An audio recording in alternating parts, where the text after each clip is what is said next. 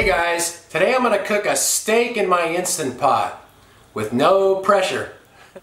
I've noticed when I'm doing other recipes that my Instant Pot does a pretty good job of searing the meat. So I thought, why not just try cooking a steak in it, just frying it without using the pressure cook setting. So this steak is a rib steak. It's 1.3 pounds. This was $6.99 per pound, but it was marked $4 off.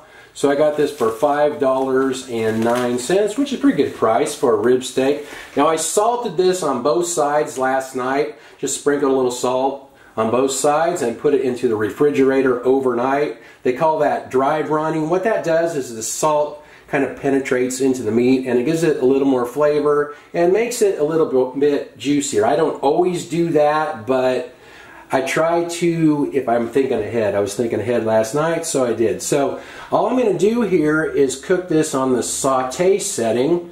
So I've turned it all the way up to high, and we'll get that warming up. And I'm going to use avocado oil for this because it has a high heat setting, a 500-degree Fahrenheit smoke point. So I'm just going to add a little bit of avocado oil to the bottom of the pot there, and let that preheat for a little bit, and then we'll get the steak in there. This oil is hot, it's splattering and popping all over the place, so let's get our steak in there. Kind of a tight squeeze, that's a pretty good sized steak. Alright, my steak's down there in the bottom, and I'm going to put this glass lid on there. It's been about 4.5 or 5 minutes here, so let's take the lid off and see how we're doing. Alright, now I'm going to go ahead and turn this over. Oh yeah, has a nice sear on it. Kind of stuck here. Come on now. There we go. I'll let it cook for a few minutes on that side. This lid's nice because it keeps the grease from splattering all over the place. I almost forgot. I'm going to sprinkle a little Johnny's seasoning pepper on there. I didn't put this on the other side because there's some sugar in it, so I thought it might burn. Besides pepper, it has sugar, red and green bell pepper, garlic, and onion in it. So we'll get a little bit of that on there, and I'll start watching it and checking the temperature. I'm going to try to cook it to about 120 degrees internal. This has been in the pot for about 8 minutes, so let me see what the internal temperature is here. 136. That is done. I'm going to get that out of there.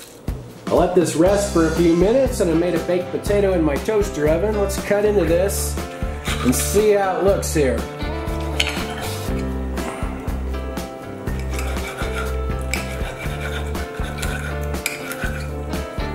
Well, actually it looks pretty good. It was a little more than rare. I cooked it past 120. I cooked about 135.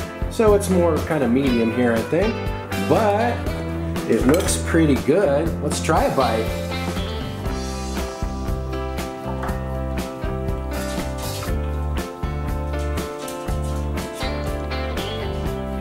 Turned out pretty good.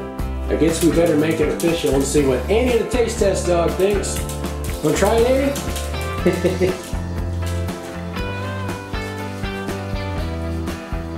Well, she looked pretty happy about that. A steak turned out pretty good. I would cook a steak that way again. So that particular steak, I did it 5 minutes on the first side and then about 3.5 on the second side. But it'll vary, you know, depending on the size and thickness of your steak and just how you like it cooked. But yeah, I would definitely do it that way again. Thanks for watching. Talk to you guys next time.